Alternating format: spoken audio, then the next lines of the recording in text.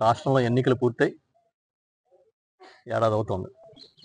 ఈ ఏడాది కాలంలో ఏం జరిగిందని మనం ఒకసారి ఆలోచిస్తే ప్రజలకి ఇచ్చిన హామీల్ని నెరవేర్చకపోవడం, కుడి ఎడమల దగా చేయడం, పచ్చి మోసం, చెప్పింది ఒక్కటి కూడా ఆచరించకపోవడం అనేది మన కళ్ళ కట్టినట్టు కనిపిస్తుంది. అందుకే సూపర్ 6 అని ఇంకా రకరకాల హామీలు ఇచ్చి ఈ రాష్ట్రంలో ఏదో మేము వస్తే తప్ప మంచి జరగదన్నట్టుగా పెద్ద ఎత్తున ప్రచారం చేయడంతో పాటు గత ప్రభుత్వం ఎన్ని మంచి పనులు చేసినా కూడా వాటిని చాలా తక్కువ చేసి చూపించడం, అవన్నీ ఏదో తప్పుడు కార్యక్రమాలుగా మేము అడుగుతున్నాం, ఈ ఏడాది కాలంలో మీరు ఏం చేశారు?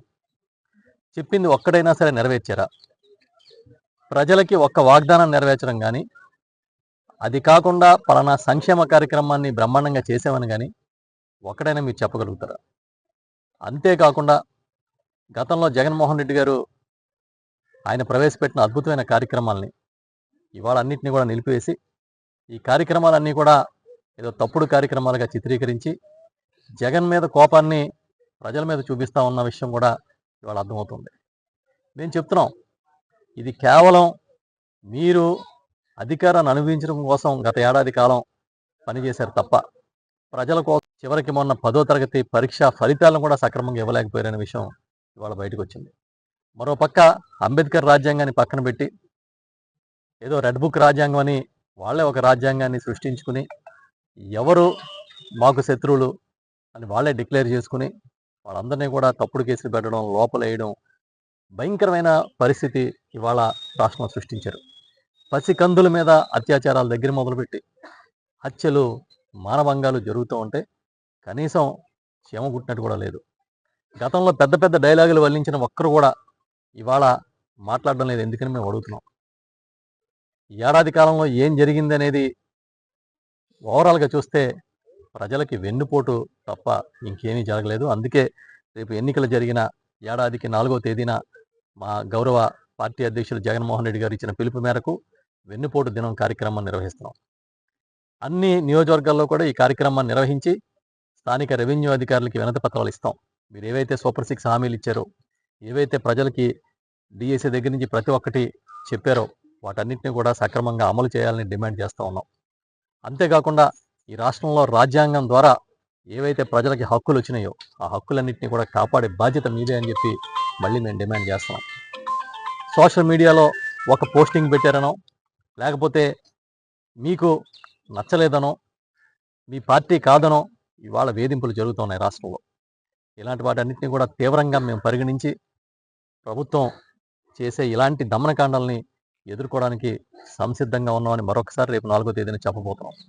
ఈ వెన్నుపోటు దినం అంటే వెన్నుపోటులో మనం ప్రత్యేకంగా చెప్పక్కర్లేదు. వెన్నుపోటు స్పెషలిస్ట్ ఎవరని అంటే చంద్రబాబు గారి పేరు చెప్తారు. అందుకనే మీకు పెట్టింది పేరు వెన్నుపోట్లు పడడంలో.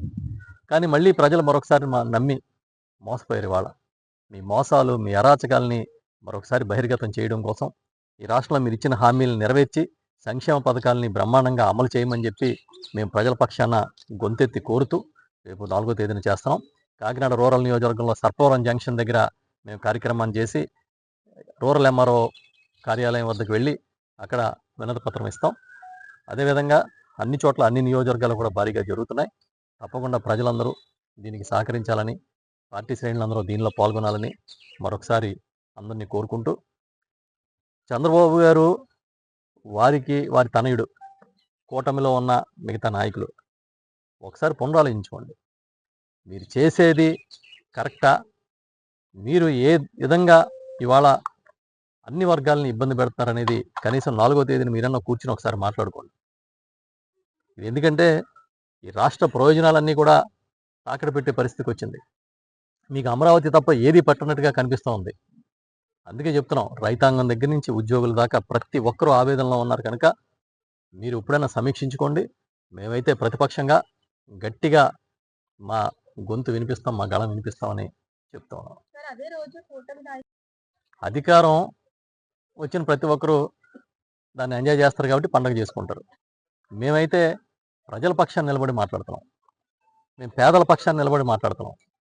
ఏవైతే బడుగు బలహీన వర్గాలు ఉంటారో, అణగారిన వర్గాలు ఉంటారో, ఈ రాష్ట్రంలో సక్రమంగా ప్రభుత్వం నుంచి ప్రయోజనాలు పొందలేకపోతున్నారు, వాళ్ళ తరపున గళం ఎత్తుతున్నాం. కానీ మేమేమి పండగలు చేసుకునే కార్యక్రమం చేయట్లేదు. ఎందుకంటే పండగ అధికారంలో ఉన్నవాడికి రోజు పండగే.